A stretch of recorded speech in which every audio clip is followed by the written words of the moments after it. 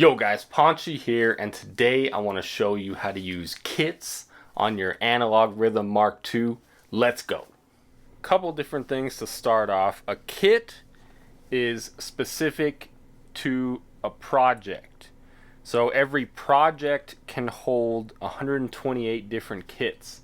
So if you want to view what kits you have in your project, press function and play. Go to load kit. And here are all the different kits that you have in your project. So you'll see it goes to 128. So each kit itself holds sounds for each of the 12 different pads. So what is a sound? Each sound, like for example here, I generally follow the convention of the labels here for the most part. For this one, I have my bass drum. So this sound holds basically all these parameters over here. It holds trig information. It holds the synth information, the analog synth, which is responsible for the analog sounds. It holds the sample information. So if you have a sound that consists of an analog and a sampled sound, both of those things will be included in the sound. It also holds filter information as well as effects sends, so it holds the value of each of these effects sends right here, as well as of course the other amplitude information. It also holds the envelope information as well as the LFO settings. All of that stuff is what creates a sound, and then a kit is what holds all of these sounds. So interestingly, you may have run into some issues at first if you're new to the analog rhythm. I know I certainly did when I first started out with the analog rhythm. It can kind of be weird dealing with kits across projects and across different patterns. So each pattern holds a kit. Interestingly, right here, for example, I have pattern 8. I have this kit that I call Analog Paunch, which to me, essentially, that's an analog only kit. There are no samples in this kit. So it consists only of the analog synth sounds. So I do have one sample right here that I sampled myself. It's just a one shot of a Moog, of a Mother 32, so we'll ignore that for now. But interestingly here, this is the beat that I have on pattern 8 here using this kit. Nothing crazy, just your typical 4 on the floor kind of beat. So if I move over to, say, one of these empty patterns like pattern 14, and you play the kit, you'll notice that it has the same sounds from the previous kit. The reason for that is because this kit, which is right here, kit number 2, the Analog Paunch, that's considered the active kit. Whichever kit is active at the moment, that's what will be used on any of the new empty patterns. However, if we go to pattern 9 here, you'll see here that it changed immediately to kit 5. I call this one Sample Paunch because this one consists of pretty much all samples. So this is the pattern, or the beat that I have for this pattern.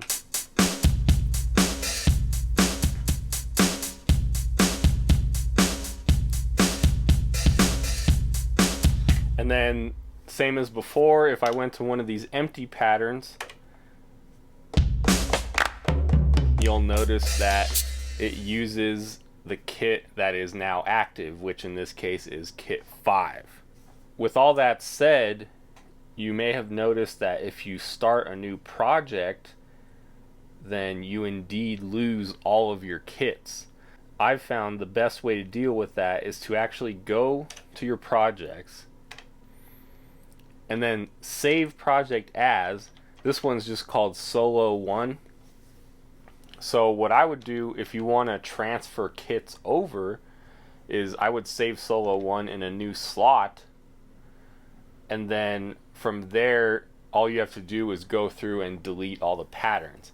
Now I know that is kind of a pain, so that's why you should make a project with the kits that you really like as like a template, and then that way you can start from that template and then just make sure that you save it as a new project, so that way you'll always start with, you know, all your patterns empty, but your kits will carry over because you just duplicated the project.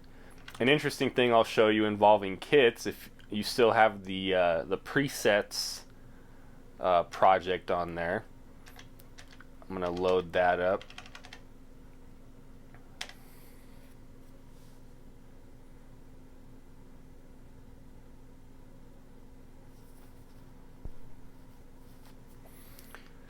Now you can actually go to the kits menu here, just do load kit, and here in the presets menu, of course, you have all these kits that they gave you from the factory, which are amazing. Pretty much all of them are really cool.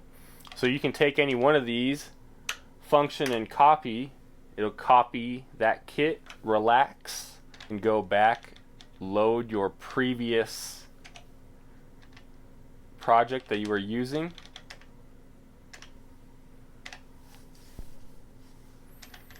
and then you can come over here to kits, go to load kit, and function and paste, replace, confirm, hit yes, bam, I now have the relax kit in my project. So that's another way to carry kits across projects rather than do the project copying template idea I mentioned earlier. You can just go to any of your current projects and transfer kits over. However, if you ended up with, like, you know, 100 kits in one project, obviously it would probably be easier to do it the other way. But now if I load the relax kit, let's go to an empty one here, load relax, bam.